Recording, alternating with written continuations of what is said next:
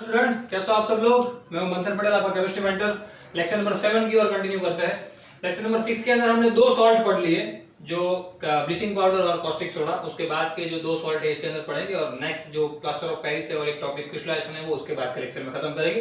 ठीक है, चालू करते हैं, टाइम वेस्ट नहीं करेंगे। NaHCO3 हमने डिस्कस कर लिया लेक्चर के अंदर कि हमें कितने कितने सॉल्ट पढ़ने हैं, उसमें से एक ये है। और ये जो सॉल्ट है वो सबसे ज्यादा काम का और सबसे ज्यादा आईएमपी है, क्योंकि इसके अंदर इक्वेशन भी इतने ज्यादा है और इक्वेशन के साथ साथ इसके यूजेस के अंदर भी इक्वेशन आते हैं। इसके जो यूजेस है उसके अंदर भी इक्वेशन आते हैं, इसलिए सारे इक्वेशन को मैंने बॉक्स के अंदर लिखा है तो आपको पता चले कहां पे कौन सा यूज किया गया है। ठीक है, सबसे पहले समझ लीजिए नाम क्या है। NaHCO3 सोडियम बाइकार्बोनेट भी कहते हैं। दूसरा नाम मैंने लिखा नहीं है, नोट डाउन कीजिएगा, सोडियम हाइड्रोजन कार्बोनेट। क्या? Sodium hydrogen carbonate. Baking soda, clear, common name उसका, जो हम आप जानते ही हो और यूज भी करते हो। चलिए क्या है इसके बारे में समझा दो, एक्चुअल में ये होता क्या है। ये जो है वो चार अलग अलग प्रकार के हमारे पास रिएक्टेंट होते हैं, उसका एक कंबाइंड होके हमें दो प्रोडक्ट मिलते हैं, जिसमें एक हमारे पास बाय प्रोडक्ट होती है अमोनियम क्लोराइड, और एक हमें बेकिंग सोडा मिलता है। अब ये जो है ना वो बेकिंग पाउडर से बना हुआ है। बेकिंग पाउडर और बेकिंग सोडा में बहुत ज्यादा डिफरेंस है, क्योंकि वो बेकिंग पाउडर बनाया जाता है, बेकिंग सोडा जो है वो हमें यहाँ पे पढ़ना है उसकी प्रिपरेशन क्या है। ठीक है, उसके अंदर से पाउडर बनेगा या पाउडर में से ये बनेगा, वो थोड़ा डिफरेंशिएट कर लीजिएगा, अच्छे तरीके से समझ लीजिएगा। ठीक है, चलिए, क्योंकि आप लोग जो हाउस होल्ड पर्पस में यूज करते हो बेकिंग पाउडर होता है, ना कि बेकिंग सोडा। रेडी, चलिए। It is the major constituent of the baking powder. देखिए पहले ही सेंटेंस में मैंने बता दिया है क्या है, it is the major constituent of the baking powder, मतलब कि बेकिंग पाउडर के अंदर ये यूज किया जाता है। बेकिंग पाउडर जो है इसका ये एक पार्ट है। ठीक है, इसके अंदर से बेकिंग पाउडर बनाया जाता है, कहने का मतलब। सो रिएक्शन किस तरीके से बनाया जाएगा, उसकी प्रिपरेशन है हर एक टॉपिक के अंदर। सबसे पहले मैंने प्रिपरेशन पढ़ाई है, उसके बाद हमने यूजेस पे गए, उसके बाद हमने जाना है। इसलिए चलिए क्या है, reaction of baking soda. Reaction of baking soda की क्या क्या चार प्रोडक्ट कौन सी है, याद रखिएगा। NaCl plus water plus carbon dioxide plus ammonia, ये चार चीजों को मिक्स करना है। यहाँ पे अमोनिया क्यों मिक्स करना होता है, क्योंकि हमें यहाँ पे एक बाय प्रोडक्ट के फॉर्म में वो चीज मिलती है और यहाँ से हमें नेगेटिव आयन को अलग करना होता है। एक्चुअल में ये जो तीन प्रोडक्ट है, वो तीन प्रोडक्ट में से ये जो Na है, NaCl, वो दो पार्ट में डिवाइड हो जाता है, Na प्लस और Cl माइनस के अंदर। क्लियर ना, Na प्लस और Cl माइनस के अंदर। यहाँ से ये नेगेटिव आयन जो है उसका अलग होना बहुत ज्यादा जरूरी हो जाता है।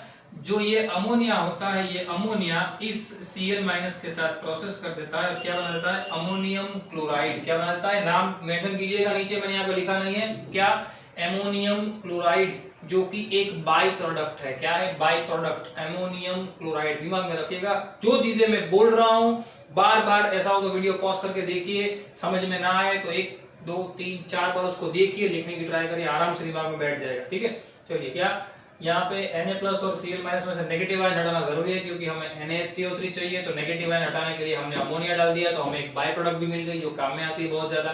ठीक है, फिर इन तीनों ने मिलकर क्या बना दिया, sodium bicarbonate, sodium hydrogen carbonate. इस तरीके से वो बना। समझना, इसके जो इक्वेशन है वो मर्ज ना हो जाए एक दूसरे के अंदर, क्योंकि इसके हर एक इक्वेशन एक दूसरे के जैसे ही दिखते हैं पर है नहीं। ठीक है, इसलिए मैंने बॉक्स बना के बाइफरकेट किया है हर एक को।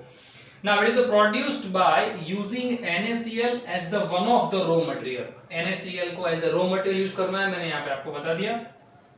Now reaction take place when heated during the cooking. देखो मैंने मेंशन किया है यहाँ पे भी कि ये जो रिएक्शन है वो बेकिंग सोडा बनाने का है। बेकिंग सोडा की जो प्रिपरेशन होती है वो preparation, reaction of baking soda मतलब कि बेकिंग सोडा बनने की जो प्रिपरेशन है उसका रिएक्शन ये है।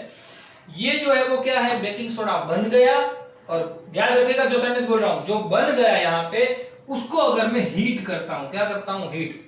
देखिए एक सीधी बात बताता हूं, आप लोग बेकिंग सोडा यूज करते हो, बेकिंग पाउडर यूज करते हो, इसके अंदर इडली या ढोकला वगैरह जो होता है उसको फर्मेंट करने के लिए, ठीक है ना, उसकी जो प्रिपरेशन होती है उसको स्पंजी बनाने के लिए, रेडी, उसको एकदम सॉफ्ट बनाने के लिए। तो जब आप उसको उसके अंदर डाल के आप उसको जब गैस यानी स्टोव के ऊपर रखते हो तो उसको हीट मिलती है।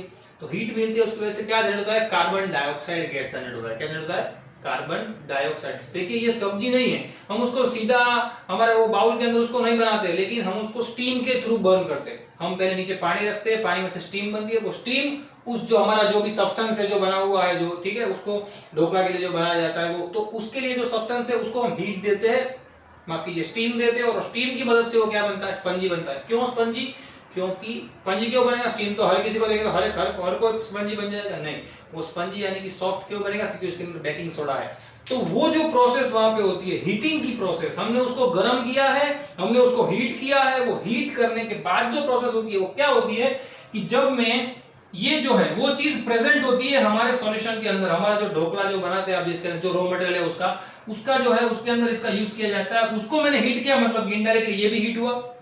तो ये हीट हुआ मतलब कि इसके अंदर से कार्बन डाइऑक्साइड गैस जो है वो क्या हो गया, बाहर निकल गया, और स्टीम तो निकलती है, आपने देखा ही है, जो ऊपर ढका होता है उसके ऊपर लग जाता है पूरा, ठीक है, पानी के जो मटेरियल स्टीम के जो ड्रॉपलेट होते हैं वो कार्बन डाइऑक्साइड गैस यहाँ से बाहर रिलीज हो जाता है, यानी कि ये क्या बनता है, सोडियम कार्बोनेट, यानी कि यहाँ जैसे ये जो एरो की साइन है वो क्या है, कार्बन डाइऑक्साइड बाहर निकलता रहता है। अगर कार्बन डाइऑक्साइड बाहर निकलता है और N2CO3 फॉर्म होता है तो वो जो क्या है, जो हमारा जो मटेरियल जो बना, ढोकला जो बना, वो क्या बनता है, एकदम स्पंजी, एकदम क्रिस्पी बनता है। क्लियर, याद रखिएगा इस बात को।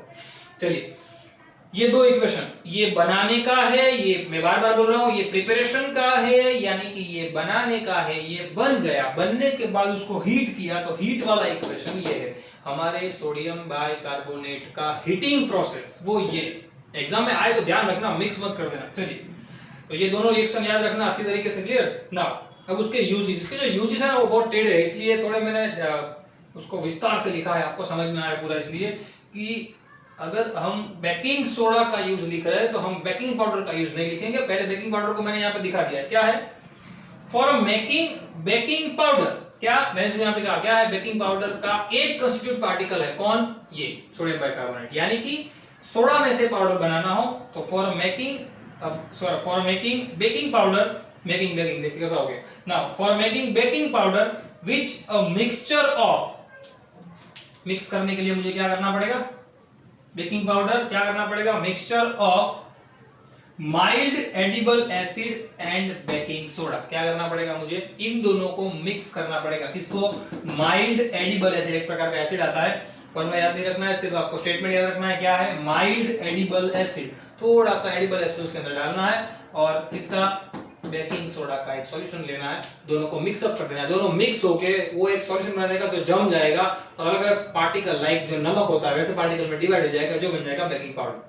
सिंपल, आप जो यूज करते हैं ना वो छोटे पाउच में टाटा लिखा होता है, अभी जनरली हम वही यूज करते हैं, Tata baking soda, baking powder sorry, जो आप यूज करते हो क्रिस्पी बनाने के लिए पकोड़ा को या ढोकले को, जो होता है उसको स्पंजी बनाने के लिए, सॉफ्ट बनाने के लिए। क्लियर, तो ये चीज खाया जा सकेगा, क्या, वो बेकिंग पाउडर किससे बनता है, माइल्ड एडिबल एसिड, किससे बनता है, mild edible acid and baking soda. Mild edible acid यानी कि थोड़ा सा एडिबल एसिड डालना है, माइल्ड है, थोड़ा डाइल्यूट है, कॉन्सेंट्रेटेड नहीं है, बेकिंग सोडा उसके अंदर मिक्स अप करना है। क्लियर, याद रखिएगा, ये भी एग्जाम में आता है, वन वर्ड का। दूसरा, during the heating of the baking powder not baking soda, यहाँ पे बेकिंग सोडा, ये बेकिंग सोडा का रिएक्शन था, देखो मर्ज हुआ ना, ये बेकिंग सोडा का रिएक्शन है हीटिंग का।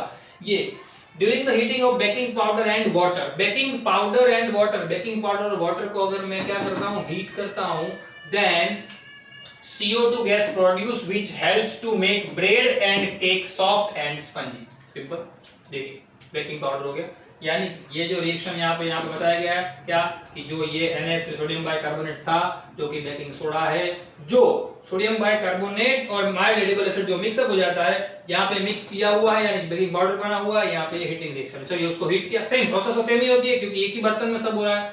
तो कार्बन डाइऑक्साइड गैस प्रोड्यूस होता है, जो हमें क्या जो यहाँ पे मैं इसको बता देता हूँ कोमा से, bread and cake soft and spongy, जो क्या करता है, to make bread and cake soft and spongy, जो हमारी ब्रेड बनाते हैं या केक बनाते हैं उसको सॉफ्ट बनाती है या तो स्पंजी बनाता है। क्लियर, चलिए next, sodium hydrogen carbonate mean sodium bicarbonate is also in the ingredients of the antacid, ingredients of the antacid, antacid के फॉर्म में ये पढ़ लिया, कहां पे, पीएच का यूज था, याद करो उस टॉपिक को, uses of pH in our everyday life, यानी कि importance of pH in our everyday life. उसके अंदर हमने दूसरा टॉपिक या तीसरा शायद याद नहीं, उसके अंदर हमने पढ़ा था क्या, pH effect on human digestive system, जहां पे हमने पढ़ा था कि HCl सेक्रेट होता है स्टमक के अंदर, याद आया, स्टमक के अंदर HCl बनता है, उसको न्यूट्रल करने के लिए हम क्या डाल सकते हैं, वहां पे भी मैंने एग्जांपल लिखा था, NaCO3 baking powder, baking soda माफ कीजिए, उसका यूज करते हैं हम, रेडी।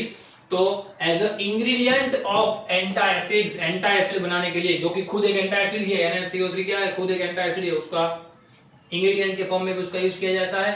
सो बीइंग अल्कलाइन क्या करता है, देखो मैंने इक्वेशन भी उसका लिखा है, वो जो स्टमक के अंदर जो इक्वेशन होता है ना, वो इक्वेशन यहाँ पे लिखा है, यानी 3 इक्वेशन बाइफरकेट हुए। एक प्रिपेयर होने के बाद हीटिंग, और उसी का जो बन गया है उसी का कौन सा रिएक्शन बन गया है, उसी का कौन सा रिएक्शन, NaHCO3 जो बन गया है उसका रिएक्शन कौन सा, अल्कलाइन रिएक्शन, जो कि न्यूट्रलाइज करेगा किसको, अल्कलाइन सॉल्यूशन, जो किसको न्यूट्रलाइज करेगा, जो एसिड की मात्रा बढ़ गई है वो। यानी कि ये न्यूट्रलाइजेशन रिएक्शन के एज अ फॉर्म में कैसे काम में आता है, ये प्रिपरेशन है, और ये जो है वो कौन सा रिएक्शन है, उसका हीटिंग रिएक्शन है। क्लियर, याद रखिएगा। देखिए बाइकार्बोनेट को जब HCl का प्रोसेस होती है स्टमक के अंदर, जब HCl सेक्रेट होता है ज्यादा प्रोटीन वाली चीजें खाने से, तो वो या इनो जो आप यूज करते हो, इनो या मिल्क ऑफ मैग्नीशिया, वो क्या करता है, HCl को न्यूट्रल कर देता है। वो एड में वहां पे भी बताया था ना कि ऐसा प्रोसेस होती है, जो क्या NaCl जनरेट करता है, वाटर और CO2 जनरेट करता है, तो आपको डकार आती है और क्या हो जाता है, सब क्लियर हो जाता है, CO2 गैस बाहर निकल गया इसलिए। रेडी, एक्चुअल में वहां कुछ नहीं हुआ होता, क्या होता है, मैंने तब भी बताया था, जो एसिड की मात्रा बॉडी में बढ़ गई है वो क्या हो जाती है, कम हो जाती है। Simple. Now it is also used in the soda fire extinguisher, ये भी एक मार्क्स में बोर्ड में आ चुका है, याद रखिएगा, as a soda fire extinguisher. अलग अलग प्रकार के जो फायर एक्सटिंग्विशर आते हैं उसके अंदर उसका यूज किया जाता है, सोडा फायर एक्सटिंग्विशर। सेकंड, पहला हमने पढ़ लिया, उसके जैसा ही ये है, लेकिन ये बहुत इजी है, इसके अंदर इतना ज्यादा है नहीं, ये क्या है, बहुत ही इजी है। देखिए Na2CO3 into 10H2O, Na2CO3 into 10H2O, नाम देखिए सोडियम कार्बोनेट डेकाहाइड्रेट, उसको सॉरी डीकाहाइड्रेट माफ कीजिए, सोडियम कार्बोनेट डीकाहाइड्रेट, जब 10 होता है तब डीका लगता है, जब हम 4th चैप्टर पढ़ेंगे तब मैं आपको पढ़ाऊंगा कि हाफ होता है तो hemi, mono, di, tri, tetra, penta, hexa, hepta, octa, nona and deca, ऐसा हमें आगे प्रीफिक्स लगाना पड़ता है। So name sodium carbonate decahydrate, common name washing soda. कैसे बनाया जाता है, सबसे पहले उसके बारे में कुछ इंफॉर्मेशन दी हुई है, देख लेते हैं। It is the property of the remove dirt and grease from the dirty cloth, is the called washing soda. देखिए ये वॉशिंग सोडा क्यों कहा जाता है, क्योंकि कपड़े में से डर्ट और जो धब्बे होते हैं उसको दूर करता है। बनता किस तरीके से, वो खास याद रखिएगा, द रिक्रिस्टलाइजेशन। रिक्रिस्टलाइजेशन का मतलब क्या है, क्रिस्टल्स फॉर्म, जो हमारे पास Na2CO3 का क्रिस्टल फॉर्म होता है, जो भी आपके पास Ariel, Rin, Tide, Surf Excel जो भी है वो सब यही है, ये बेकिंग वॉशिंग सोडा वही है, ठीक है ना। पर वॉशिंग सोडा और वॉशिंग पाउडर में बेकिंग सोडा और बेकिंग पाउडर जितना डिफरेंस होता है बस, लेकिन यहाँ पे अच्छा है कि हमें बेकिंग वॉशिंग पाउडर के लिए कुछ पढ़ना नहीं। सो किसकी तरीके से बनाया जाता है वो, Na2CO3 का रिक्रिस्टलाइजेशन, यानी कि उसके अंदर पानी के मॉलिक्यूल डाले जाते हैं और हमें उसको वापस जमाया जाता है, जैसे ये जमा दिया गया वैसे उसको जमा दिया जाता है, और क्या बनाया जाता है, वॉशिंग पाउडर। चलिए क्या बनता है, it is called the basic salt, also called basic salt, उसको बेसिक सॉल्ट भी कहते हैं, ये भी याद रखिएगा, खास 1 मार्क्स के अंदर आता है बेसिक सॉल्ट, मोस्ट टाइम भी है ये जो है वो बेसिक सॉल्ट कहा जाता है, NaHCO3। याद कीजिए वो टॉपिक जब हमने न्यूट्रलाइजेशन पढ़ा था, वहां पे हमने एसिडिक सॉल्ट और बेसिक सॉल्ट की बात की थी, जहां पे हमने पीएच पढ़ी थी।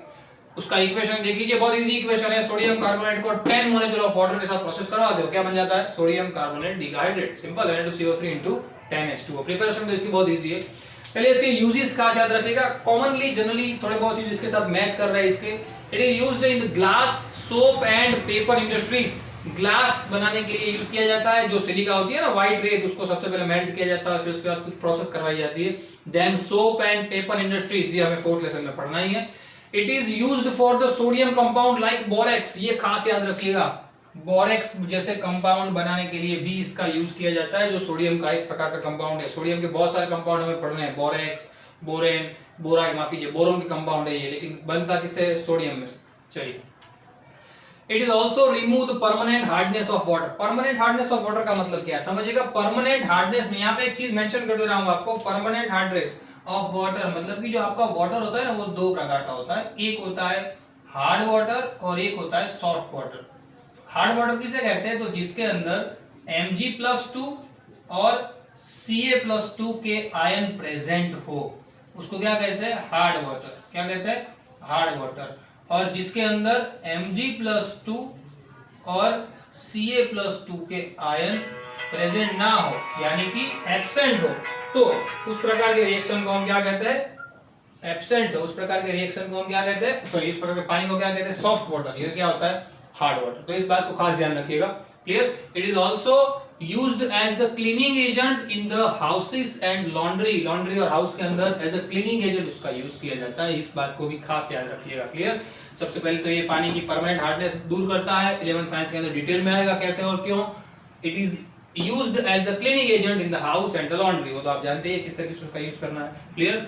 तो यहाँ पे हमने और दो नए सॉल्ट पढ़ लिए जो कि डिटेल में है, उसके यूजेस और उसकी प्रिपरेशन। खास ये 3 इक्वेशन जो बॉक्स के अंदर बना है वो खास याद रखिएगा। एक हीटिंग रिएक्शन है, माफ कीजिए एक प्रिपरेशन है, एक हीटिंग रिएक्शन है और एक न्यूट्रलाइजेशन रिएक्शन है।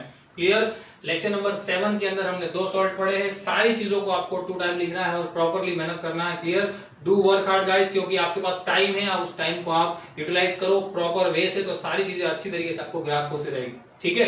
तो लेक्चर नंबर 7 के लिए इतना ही, मिलते हैं नेक्स्ट लेक्चर के अंदर। Thanks a lot.